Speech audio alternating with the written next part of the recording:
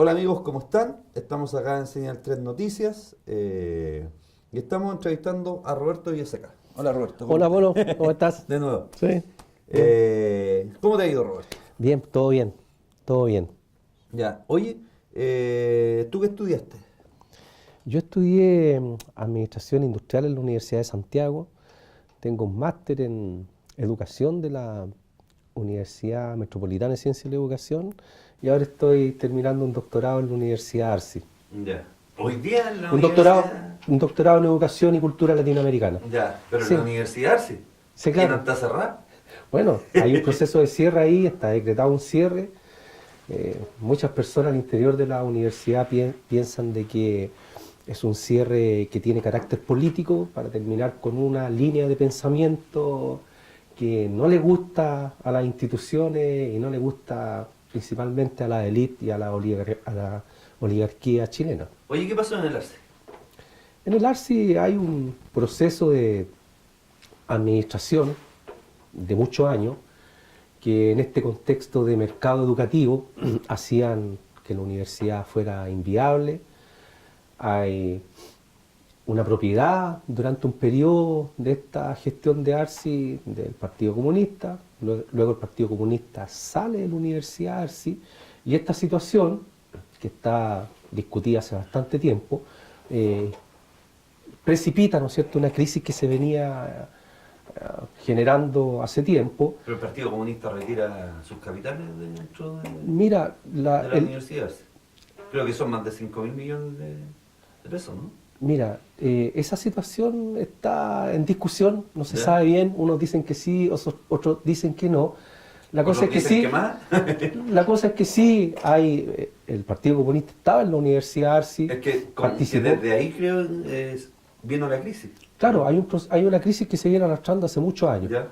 Y a propósito de eso, ¿no es cierto?, de la salida del Partido Comunista, esta crisis se precipita, ¿no es cierto?, la situación acerca de por qué se genera la crisis ha estado en discusión durante todo este tiempo. Hay un reportaje de CIPER que ¿Ya? especifica, ¿no es cierto? Ya, yo no lo he visto. Da- ¿En bueno, serio? sí, es bueno, ¿Y hay qué un es lo que reportaje. dice en el reportaje de Bueno, el CIPER? reportaje de CIPER habla de lo que tú dices, ¿no es cierto?, de los montos estos que se retiran, Ya. en fin, y explica en forma más profunda acerca de esa crisis. Y bueno, Que más o menos se traslapa un poco a lo que está pasando en la educación en Chile. Hoy día tenemos la Universidad Iberoamericana en crisis también en términos de que los hijos de claro. los dueños se arrancaron con lucas, se gastaron más plata de lo que se tenían que gastar. ¿Y es por qué? Por la educación de mercado que tenemos que... Educación sin Bueno, valores, educación para qué. bueno, la gran demanda del movimiento de estudiantes, ¿no es cierto?, desde el año 2006 es fin al lucro. Pero no cualquier lucro, o sea, era fin al lucro específico en educación superior. Y obviamente que ha habido lucro en la educación primaria y secundaria a propósito de las escuelas privadas subvencionadas. Hay una ley, ¿no es cierto?, que dicen que corrige ese lucro, pero finalmente esa ley está asegurando la existencia de los privados subvencionados por 20, entre 12 y 20 años más, y dejan de pagar las familias, pero sigue pagando el Estado. ¿A quién le sigue pagando el Estado? A los privados. O sea, no hay una ley hoy día en Chile que vaya a fortalecer la educación pública. La cuestión del lucro es una cuestión transversal en educación y claro, en las universidades eso, por los montos, es una cuestión tremenda que nos está pasando. O sea, hay grandes corporaciones, empresas multinacionales, empresas chilenas que son dueñas de estas universidades, ¿no es cierto? Y que han lucrado durante todo este año Pero con los son, dineros ¿Mm? de la familia, Pero los son dineros de estudiantes. empresas dirigidas por partidos políticos, ¿o no? Algunas sí. Mira, hay un libro de María Olivia Monkever Mm.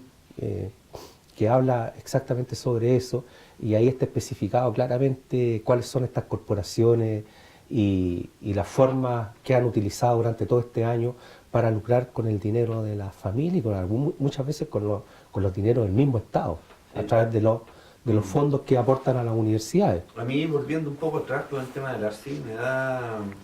El ARSI fue creado para... Era como la universidad para los trabajadores. en el año 89, algo así, se creó el ARSI, o a principios de los 90, y fue creada era como la universidad para los trabajadores, y para los hijos de los trabajadores, para aquellos que iban a tener menos recursos para poder estudiar. ¿En qué se transformó el ARSI? Mira, hay diferentes opiniones, yo te voy a dar mi opinión, ¿ya? Mi opinión es que cuando tú creas un ente, un organismo, una institución, ¿no es cierto?, que va a otorgar bienestar, porque estamos hablando, ¿no es cierto?, que son hijas, hijos de trabajadores, no hay dinero como para pagar una educación superior de ese tipo. Entonces estamos hablando de bienestar en el ámbito de la educación. Es el Estado el que tiene que procurar las condiciones para eso. Y obviamente aquí el Estado no lo está procurando. Levantar un proyecto que tenga esas características, más todavía, ¿no es cierto?, cuando muchos de los recursos se deben autogestionar, y son las mismas familias las que aportan, es apostar a un proyecto complejo y muy difícil de realizar. Ahora, claro, el sentido que tenía el proyecto de la Universidad de Arci era ese, pero también el sentido que tenía el levantar otra línea de pensamiento contrahegemónica a esta única forma de mirar la realidad, de acercarnos al conocimiento, ¿no es cierto? Crítico. Ese único deber ser, ¿no es cierto?, estaba siendo cuestionado por el proyecto de Arci, que plantea de alguna forma decir, bueno, la realidad tiene otra forma de ser analizada, de ser mirada, ¿no es cierto? Y este es el proyecto que nosotros estamos levantando desde las teorías críticas para mirar qué está pasando en la sociedad y poder formar a una persona que tenga otra perspectiva acerca de lo que está pasando, otra mirada sobre la realidad y también proponer otras soluciones. Oye, ese es un poco el sentido del carácter de la ARSI. En relación a eso, nunca se ha hablado de calidad de educación. Se ha hablado de gratuidad y ese como que ha sido el eje fundamental de las luchas sociales. Pero calidad, no se ha hablado de calidad en la educación. ¿Por qué crees tú que...? Porque yo veo los colegios de acá de la comuna... Tú dices que las demandas no han estado centradas en calidad, o sea, más en gratuidad que en calidad. Claro. Porque discusión de calidad ha habido. Claro, pero a lo que me refiero que yo veo los colegios de acá, lo poco y nada que tenemos en la comuna, colegios de enseñanza media, o los colegios de enseñanza básica, y hago la siguiente comparación. En un colegio mate, aquí en la Dávila, van 45 o 50 alumnos por sala. Y tienen el mejor promedio de aquellos colegios donde van 20 alumnos por sala. ¿Cuál es el problema? ¿El método, los profesores? ¿Cuál es el problema dentro de la educación? Porque yo no acepto, si hay una educación más personalizada, donde hay menos cantidad de alumnos, se supone que es más personalizado, por lo tanto el alumno tendría que aprender de mejor manera. Entonces, no entiendo. Claro. Bueno, a ver, tu pregunta es bien grande y bien específica con algunos casos, pero vamos a ir a lo grande. La verdad es que cuando tú hablas de calidad, ¿no es cierto?, calidad aplicada a la educación, estás hablando de todo el paradigma de industrialización del post-Segunda Guerra Mundial, ¿no es cierto?, donde la idea de calidad se aplica a los procesos productivos. Y como aquí la educación en Chile se ha visto como la industria de la educación, como otro proceso de producción, ¿no es cierto?, y se ha incorporado la variable de mercado educativo, han instalado, ¿no es cierto?, esta forma de mirar cómo se desarrolla la educación a través de la calidad. Es una forma de medir la educación y bueno, ahí está el CIMSE, ¿no es cierto?, que tensiona a la escuela, la obliga a enseñar este tipo de currículum, no otro. Porque si enseña otro, entonces esos chicos, esas chicas no van a poder responder las pruebas estas que son pruebas estandarizadas y masivas para todo. Tiene que ver, ¿no es cierto?, mucha de esta discusión tiene que ver con ese paradigma, ¿no es cierto?, que es un paradigma dentro de este contexto neoliberal y privatizador, ¿ya? Que de alguna forma a través de la calidad se ha mostrado a la población la segregación social, económica de las escuelas. Porque si tú miras los resultados de CIMSE, la variable socioeconómica atraviesa todo el sistema, ¿ya? Pero esa es una discusión que se ha estado dando hace bastante tiempo. ¿Qué es lo que hemos propuesto un grupo de investigadores, ¿no es cierto?, acá? Es que el paradigma de calidad no es un paradigma para medir educación. O sea, ya no se puede seguir hablando. Que no se ocupan. No se puede seguir hablando de educación. De la OCDE, donde ya no se ocupan. Más todavía, ¿no es cierto?, cuando hoy día la discusión está en si la educación es un servicio, Es un bien. o un privilegio, ¿no es cierto?, Claro. o es un derecho, en fin, está la discusión esa. Si la educación es un derecho, está inscrita dentro de la idea del bienestar social. ¿Ah? Claramente. Si estamos hablando de que la educación está dentro de la idea del bienestar social, entonces lo que nosotros tendríamos que mirar ahí, en esos sistemas educativos, es bienestar educativo. ¿Ah? ¿Qué es lo que tenemos que evaluar? Bueno, cómo ese bien social que es la educación está entregando bienestar educativo a la escuela.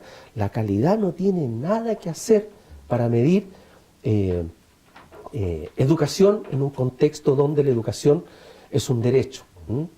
Ahora, claro, hay diferentes experiencias como las que tú dices y muchas veces son las maestras, los maestros los que están poniendo ese aspecto diferente. Hay una cuestión que muchos hablan de capital cultural de las familias. Bueno, capital cultural también es un término asociado a la idea de capital. Yo prefiero hablar del patrimonio, ¿no es cierto?, Claro, cultural cultural. que tiene la familia. Y muchas veces también incide ese patrimonio cultural de la familia en cómo las niñas, los niños miran a la institución escuela, ¿no es cierto? Es decir, la familia está mirando que la institución escuela, la institución educativa, no te va a entregar nada para tu futuro. Bueno, Oye, las ¿son los que hijas, se tienen que hacer cargo de todo? No. claro, las hijas y los hijos van a estar mirando al sistema educativo, entonces no van a respetar a las maestras, no van a respetar a los maestros, las materias que les están enseñando en esas instituciones no les van a interesar, porque además también son materias para responder estas pruebas masivas. No son materias que tengan que ver con sus vidas propias, lo que les está pasando día a día. Entonces, el tema ese de la calidad es un tema grande. Claro, las demandas hoy día han estado centradas en educación pública y de calidad, no sexista, a propósito de todo el movimiento feminista, que es muy bueno que esté pasando eso hoy día en nuestro país. Pero, claro, las demandas son demandas estructurales, no se le ha metido carne a discutir cuál es el currículum que Chile necesita. Porque fíjate tú que, no voy a desviar un poco el tema, pero también se habla de las cuestiones medioambientales, del reciclaje y todo eso, que es necesario hacerlo. Es necesario hacer eso. Pero la discusión medioambiental en Chile tiene que estar en relación a lo que está pasando con nuestros recursos naturales. O sea, cómo nuestras niñas y niños, nuestras hijas e hijos se apropian de los recursos naturales que tiene el país en minería, en pesca, en agricultura, en silvicultura, en fin, o sea... No, porque está todo vendido. Bueno, Chile es un país rico en recursos naturales. Sí, ¿Cómo nosotros formamos a través del currículum una identidad para que nuestras hijas e hijos, ¿no es cierto?, luchen en el futuro por esos recursos naturales que pertenecen al país? Entonces ahí hay un currículum que es un currículum que está en el fondo formando personas para contemplar, administrar este modelo, y eso es lo que controla CIMSE. ¿Ah? Hay un control social que se hace a través de CIMSE y CIMSE mide calidad. Claro, por eso que me refería a las escuelas mate, porque al final lo que hacen las escuelas mate es tener un método que te permite llegar hasta cierto nivel de estudio dentro de la... No te permite ir más allá, ni pasar más allá en términos de estudio y en términos de calidad. Y era mi discusión, porque mis hijos fueron ahí, entonces era mi discusión con la directora, con los profesores, en términos de... ¿Qué? Ah, ya. En términos de por qué no se mejora el método mate. ¿Tiene cuánto? ¿90 años? ¿100 años? Y yo le decía, el método mate estaba obsoleto, porque hoy día son distintas y otras las necesidades que tiene el Estado para con nuestros niños y hacia el futuro. ¿Por qué no se mejora el método mate para que los cabros puedan soñar y puedan ser lo que ellos quieran en términos culturales, sociales, educativos. Sí, mira, la No. élite, la oligarquía en forma histórica y la élite Mm. han definido qué es lo que las personas deben aprender y qué es lo que las escuelas Claro. tienen que enseñar, ¿no es cierto? Entonces hay una institución, ¿no es cierto?, que se llama el IES, el Laboratorio Latinoamericano de la Calidad de la Educación, que hace test cada cierto tiempo. Entonces muestra los resultados de esos test, muestra a todos los países, Brasil, Chile, Argentina, los muestra en barra así. Entonces, en esta línea están todos los países latinoamericanos y aquí adelante está el modelo cubano. O sea, los mejores resultados de todos los países latinoamericanos Sí. no alcanzan los peores resultados del sistema educativo cubano. Claro. Y esto no es una cuestión política de decir yo estoy o no con el modelo o no, Claro. analizando la cuestión pedagógica. ¿Sabes tú qué es lo que hacen las escuelas en Cuba? En Cuba, la familia, las madres, los padres, los chicos, las chicas, las maestras, los maestros, la gente que tiene que ver con estos comités de defensa de la revolución, ¿no es cierto?, discuten en las escuelas cuál es el modelo pedagógico que necesita la escuela. Y ese modelo pedagógico lo están revisando y estudiando siempre. O sea, aquí en Chile, las élites, la oligarquía, a través de las instituciones, el Ministerio de Educación, definen qué se debe aprender y qué se debe enseñar en la escuela, mientras en Cuba son las mismas escuelas desde abajo, desde la base, las que generan, ¿no es cierto?, todos los paradigmas acerca de qué se debe enseñar, qué debe estar incorporado en el currículo. Entonces, más allá de si es mate, si es otro método, ¿no es cierto?, en fin, es otro método, hay que entregar esta discusión a que las comunidades educativas definan, ¿no es cierto?, qué es lo que necesitan aprender, qué es lo que necesitan estudiar. Claro, ¿Qué necesitan estudiar, enseñar en las escuelas? Cuando estuve en Cuba, estuvimos en una escuela de pioneros. Y en la escuela de pioneros a los niños se les enseña desde cafetería, electricidad, hotelería, Sí. Fotografía, de todo. Ahí el niño pasa por un sinfín de talleres donde se le enseña y donde él puede ver también sus capacidades. Para dónde está mejor apuntado, para dónde está mejor señalado, o qué le va a gustar ser en su vida, teatro, danza, baile. Entonces, claro, cuando salen de la escuela de pioneros, el chico ya dice, a mí me gusta esto y yo soy bueno en esto. Que es lo muy distinto que pasa acá en Chile. Acá en Chile no hay, tú antes de cuarto medio, o cuando llegáis a cuarto medio y dais la prueba de aptitud, que para mí es una imbecilidad en términos de rendición académica, aquí no se sabe para dónde van, ni qué es lo que quiero ser, ni qué... Pero si de alguna forma se sabe, ¿sabes por qué? Porque... No, pero los chicos no tienen idea. ¿De qué forma se sabe? Cuando los chicos llegan a secundaria y también en octavo, en fin, llegan a secundaria, tienen una serie de portales acerca de que le están mostrando información, esta carrera te va a rentar tanto, esta claro, otra carrera te va a rentar... Claro. Hoy día Entonces, los chicos no ven por sus capacidades. Entonces, sino que ven lo que es lógico que, por ejemplo, les va a generar una más dinero. niña que quiere ser maestra, ¿no es cierto?, que tiene vocación para ser profesora y tiene excelente resultado en las pruebas... ¿Querés más agüita? Bueno, ya, dale, sí. Tráetela para acá, por favor. Que tiene excelentes resultados en las pruebas estas masivas de selección universitaria, que tiene excelentes notas en la escuela, esa niña va a estar mirando, ¿no es cierto?, que como profesora va a ganar 5 veces menos, 3 veces Que menos, estudiara medicina o derecho. ¿no es cierto?, derecho. Entonces los mejores talentos en educación están migrando hacia otras carreras. Y lamentablemente, ¿no es cierto?, por este sistema que tenemos de selección universitaria, quienes tienen los peores resultados en estas pruebas, O sea, yo también cuestiono las pruebas, pero quienes están obteniendo los menores resultados, tanto en notas de enseñanza media como en pruebas, están accediendo a las carreras de pedagogía. Claro. ¿Mm? O sea, Pero eso no es un problema del modelo, Sí. desde los 90 hacia adelante. Sí. Es una educación segregada. Completamente. Claro, porque allá en Las Condes, en el Grain School, le enseñan a los hijos aquellos van a ser los futuros diputados, los futuros presidentes o los futuros que van a regir este país. Yo quisiera preguntarme en algún colegio acá, en alguna población, si los profesores o los directores le dicen eso a los chicos que van ahí a educarse. Pero fíjate tú de que aquí en Chile se ha levantado el paradigma comunicacional, ¿no es cierto? Y como idea fija del deber ser ciudadano, ¿no es cierto? De que el único futuro posible para las chicas y los chicos en la escuela es llegar a la universidad. Tú hoy día le preguntas a cualquier familia de clase socioeconómica baja, alta. Pero ha sido porque ha sido el 2006. Y además también ha sido una cuestión instalada para que las familias sientan la obligación de pagar educación superior para su hijo. Fíjate tú que en Chile existen de 10 personas que se forman, ¿cierto? 8 profesionales y 2 de nivel técnico. Y en los países industrializados, desarrollados, bueno, en fin, es al revés, pues son 8 técnicos, 2 profesionales. ¿Y es por qué? Porque el estatus social, el estatus económico también, ¿no es cierto?, del técnico, es tanto como el profesional.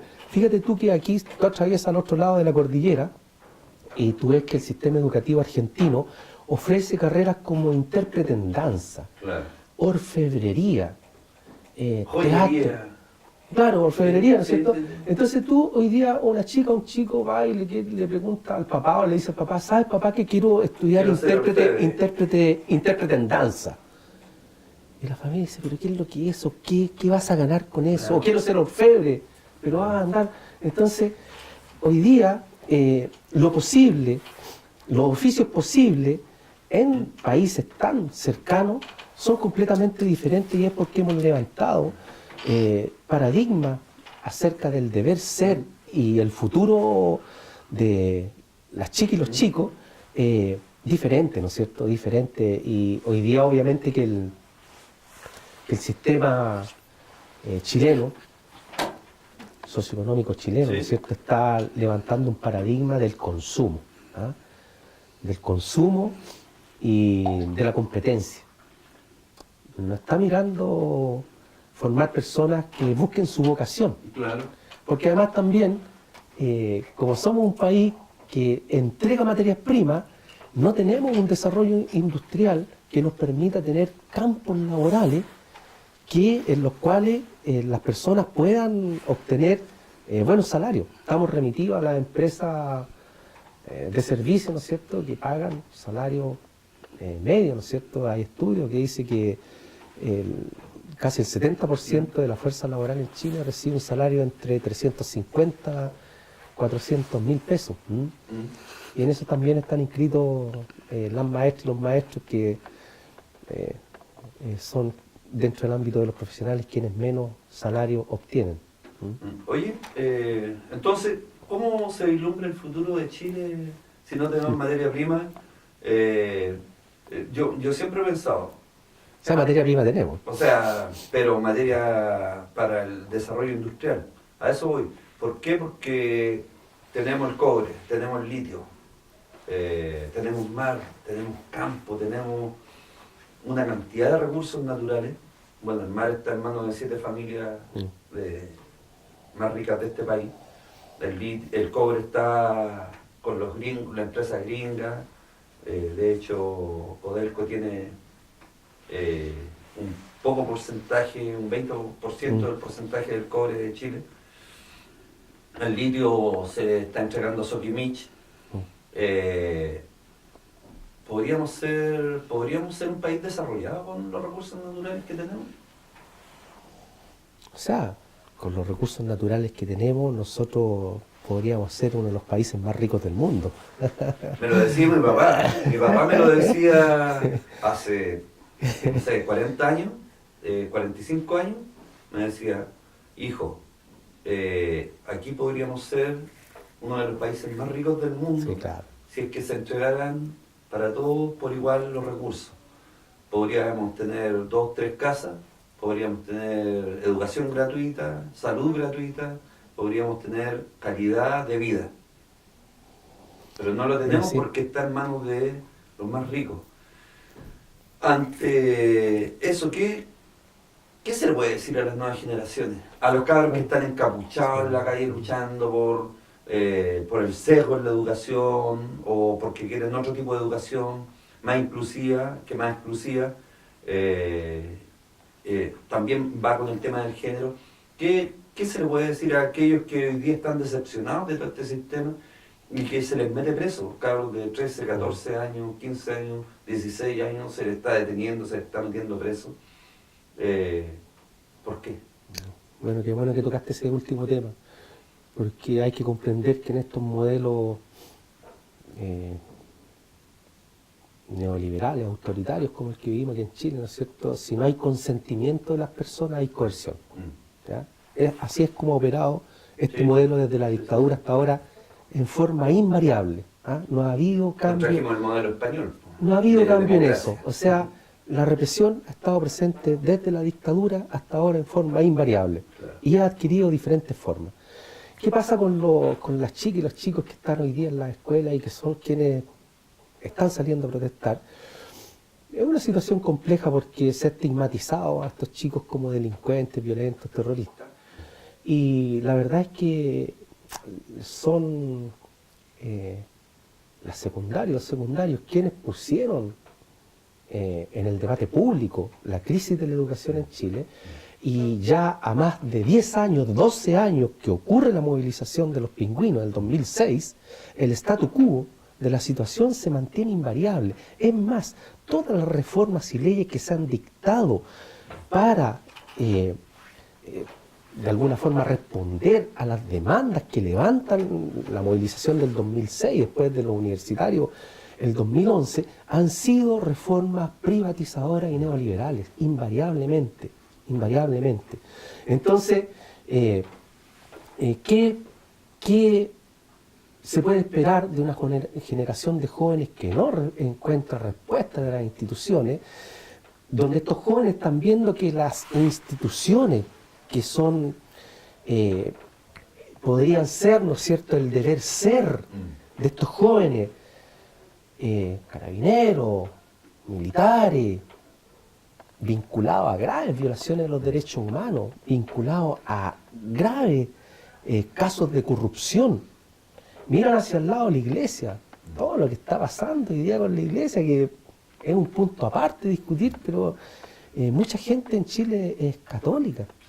Sus hijos han ido a la iglesia y ven a los curas que están en esta situación deplorable, ¿no es cierto? Mira un poco más allá, mira a los políticos que se eligen dentro de esta democracia, plutocracia eleccionaria, ¿no es cierto? Que están en el Congreso recibiendo dinero para escribir leyes de pesca en favor de esas 7 industrias que tú dices, ¿no es cierto? Entonces, cuando estos niños y niñas ven que los grandes en las instituciones que son el deber ser están actuando con casos de violación a los derechos humanos, represión excesiva, casos de corrupción, conflictos de interés y todo lo que está pasando en este país, y más encima ven que la educación que les están entregando no les entrega el bienestar educativo que ellos necesitan, requieren, que están demandando los cambios, que salen a las calles y los reprimen, no es extraño que estos chicos respondan de la forma que hoy día están respondiendo hoy. O sea, somos nosotros los grandes los que tenemos que cuestionarnos qué mal estamos haciendo para que estas niñas y niños estén respondiendo de esta forma en la escuela. Ahora, claro, ¿qué se espera para nuestro país? O sea, bueno, si tú miras qué pasa con los países desarrollados versus los países subdesarrollados, los países desarrollados son países que industrializan. ¿Qué industrializan? Materias primas, recursos naturales. Nuestros recursos naturales, claro. Nuestras materias primas. Como tú decías, tu papá decía, estaba claro tu papá. Antes en Chile existía Madeco, Cosesa, Covisa, que eran las empresas que manufacturaban el cobre y fabricaban conductores eléctricos. Hoy día compramos conductores eléctricos de China. ¿Ah? Muchas veces recibimos productos del mar envasados por empresas en buques factoría, claro, en alta mar, en fin. Y mismo los van embotellando, los van enlatando. Si nosotros encaminamos todo nuestro sistema educativo, ¿no es cierto? Empoderamos a las generaciones de niños y niñas acerca de la propiedad de esos recursos naturales, esta cuestión de aquí en unos años más podría cambiar. Pero en tanto nosotros no nos apropiemos de los recursos naturales como Estado, como país, industrialicemos esos recursos naturales y claro, entremos en el mercado de la negociación de esos productos. Nadie dice que no tenga que existir ese mercado, está bien que existe ese mercado, pero industrialicemos nosotros como país esos recursos naturales, agreguemos el valor y todo ese sobrevalor que quede como bienestar para el país. ¿Por qué Bachelet no lo hizo? Bueno, es que si esta cuestión, así como este sistema autoritario represivo se ha mantenido desde la dictadura hasta ahora, Bachelet ha sido un peón más de esta élite de oligarquía y ha Porque actuado... Bachelet es socialista. Bueno, los socialistas y todos los gobiernos post-dictadura, porque muchos hablan de la vuelta a la democracia, yo prefiero hablar de gobiernos post-dictadura, post-90. Los socialistas, PPD, en fin, Demócrata Cristiano, Concertación, últimamente Nueva Mayoría, son fuerzas que han elaborado leyes y políticas neoliberales y privatizadoras en forma invariable, Puede que ellos digan que han hecho cambios en las cuestiones culturales, que han habido cambios en las cuestiones culturales, pero ojo, porque los cambios culturales no significan cambio social.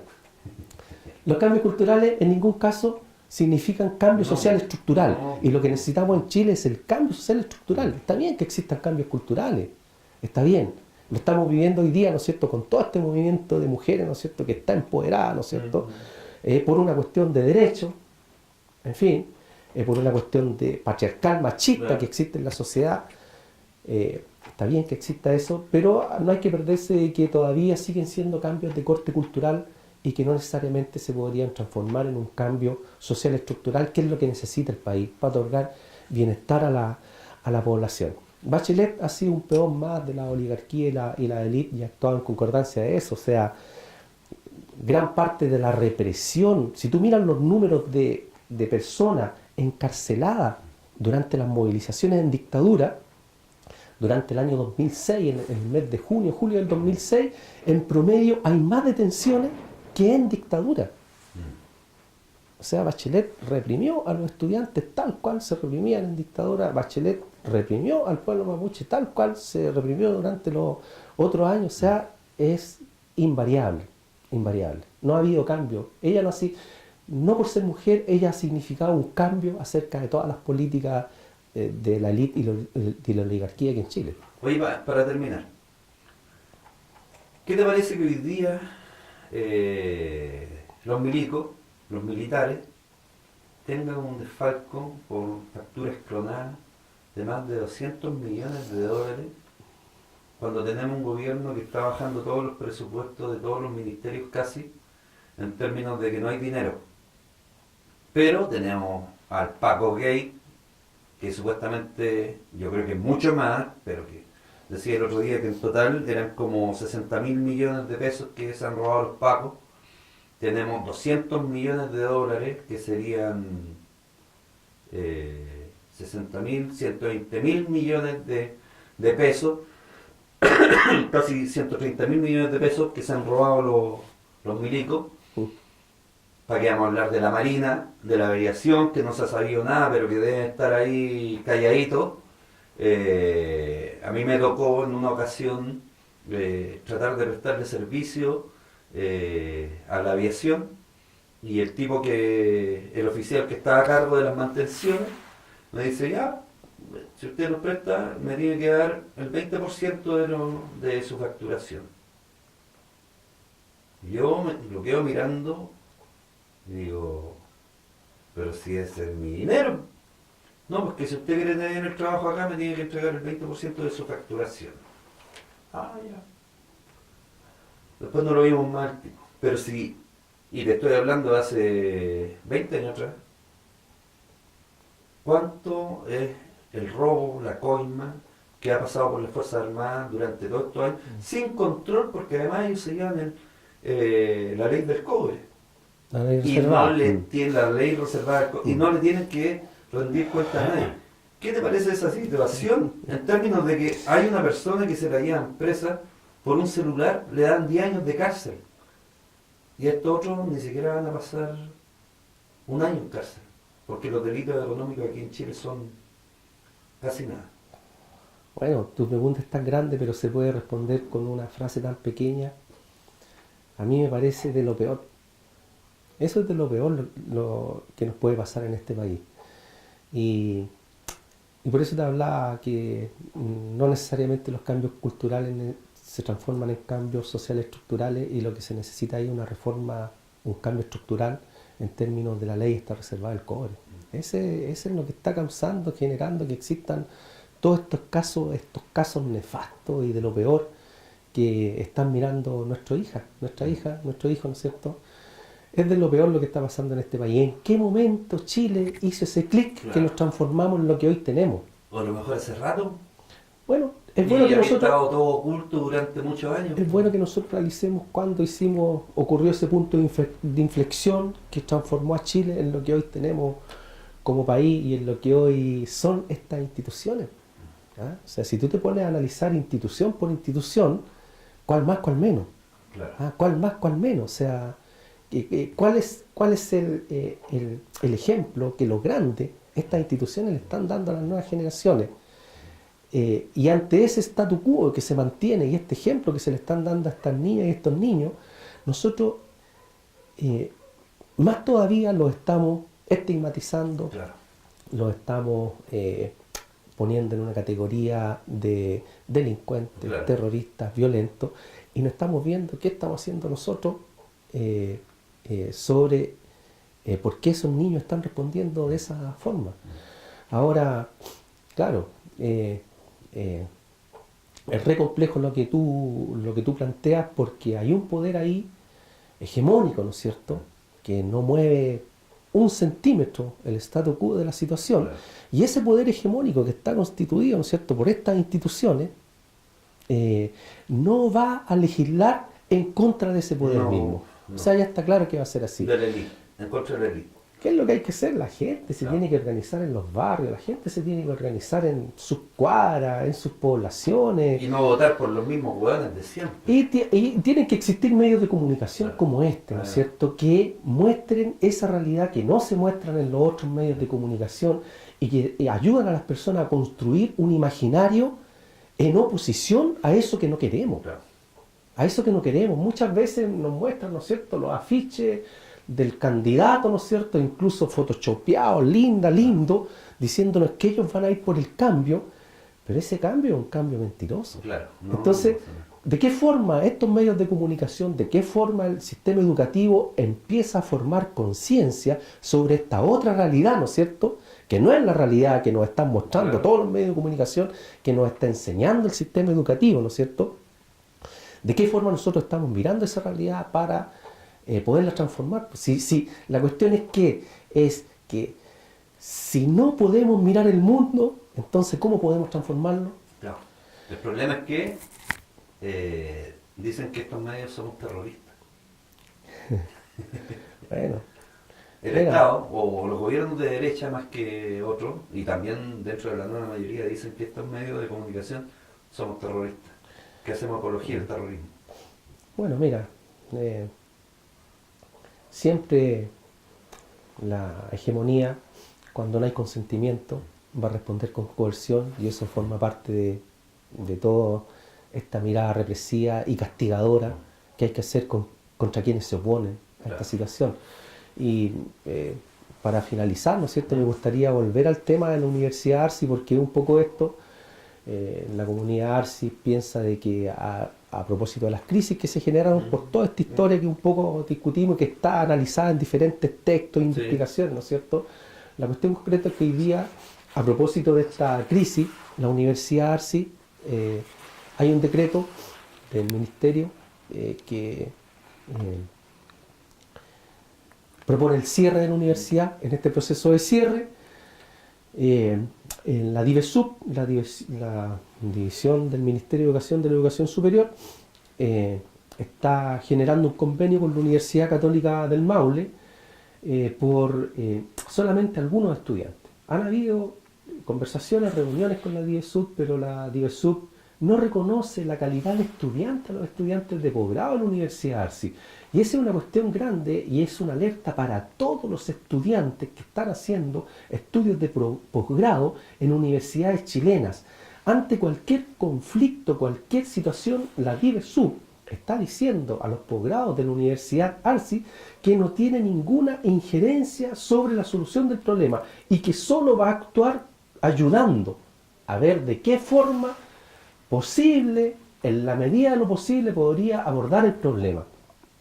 Yo llamo a la ciudadanía, a las personas, de que se involucren en esta situación que está pasando, sobre todo a las personas, estudiantes que están cursando carreras de posgrado en nuestras universidades, para que solidaricen con los posgrados de la Universidad Arci y el Ministerio termine por reconocer la calidad de estudiante de estas personas que han invertido tiempo,